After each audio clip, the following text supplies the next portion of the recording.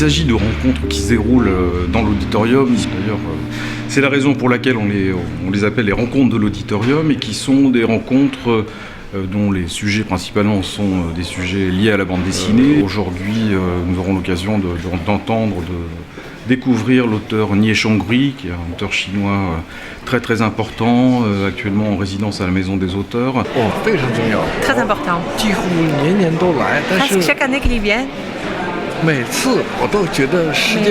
Chaque fois, il trouve que c'est trop court et ça passe trop vite. En fait, il était très occupé pendant longue durée de temps, bien sûr, pour son œuvre, donc le Jujubao. Il aime beaucoup les dédicaces, même si c'est fatigant. Il adore les lecteurs. C'est là qu'il le sent en proche. Il sent cette passion et cette compréhension.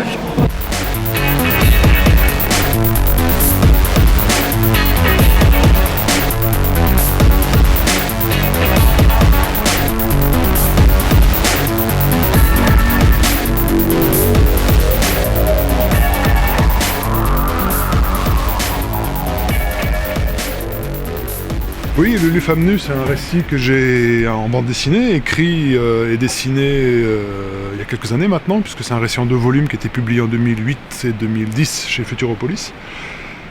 Et à l'automne 2010, j'ai reçu un jour un coup de fil d'une productrice qui s'appelle Caroline Roussel, qui m'a fait part de son souhait d'adapter Lulu Femme Nue au cinéma, avec la réalisatrice Solveig Hansbach. Je lui ai dit que moi, le livre existait. En plus, le livre a eu une belle vie, enfin j'ai pas à me plaindre de ça, de son accueil, de sa... voilà. Et je lui ai dit, j'ai pas besoin d'une photocopie au cinéma, donc si tu veux en faire un film, pourquoi pas, mais il faut qu'à partir de ce que j'ai fait, tu proposes autre chose. Et ça tombait bien parce que c'était un peu son projet. Donc elle a écrit, avec Jean-Luc Gaget, son scénariste, elle a écrit une autre Lulu Femme Nue. Évidemment, il y a beaucoup de points communs, les personnages sont là, le lieu est là, l'histoire globalement est là, mais il y a des vraies différences. Il y a une structure narrative très différente. Moi, mon livre est organisé en flashback, c'est pas le cas du film. Il y a des scènes en plus, il y a des scènes en moins. Et ce qui fait que c'est un film qui, sur le fond, est très proche de ce que moi je raconte dans mon livre, mais qui, dans sa forme, est assez différent. Et du coup, cet écart entre les deux m'intéresse beaucoup. Moi, c'est là que ça se joue. C'est la façon dont ce film et mon livre se répondent, et se complètent, et peut-être même s'enrichissent. Et un jour, j'ai entendu parler de ce phénomène qui prend une ampleur assez épatante, c'est ces gens qui un jour disent à leur conjoint « je descends acheter des clopes et je reviens », puis qui ne reviennent pas et qui disparaissent.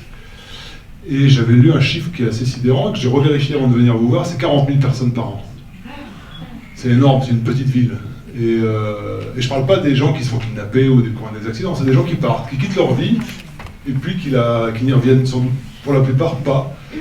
Et qui sont des gens majeurs et qui font un acte volontaire. Et moi, ça m'intéressait pas mal, ça. Je me suis dit que c'était un truc à raconter. Avant sa sortie, c'est-à-dire dans le courant du mois de décembre et janvier, on a fait pas mal d'avant-premières avec Solveig Hansbach, avec Karine Viard, et avec Bouli Lanners, qui sont les acteurs principaux du film. Là, le film est sorti, mais il continue à y avoir des rencontres encore avec le public. Je sais que Solveig Hansbach, la réalisatrice, en a fait plusieurs cette semaine. Voilà, moi, c'est pas mon film, hein. Il s'agit de mon livre, mais pas de mon film. Donc, je suis ici à Angoulême, on m'a proposé de parler de cette expérience-là avec les spectateurs du film, donc j'y viens très volontiers. Enfin, pour moi, c'est pas du tout un problème, au contraire, j'aime bien parler de cette expérience. Et donc, je suis curieux de savoir comment les gens ont appréhendé cette nouvelle version de Lulu.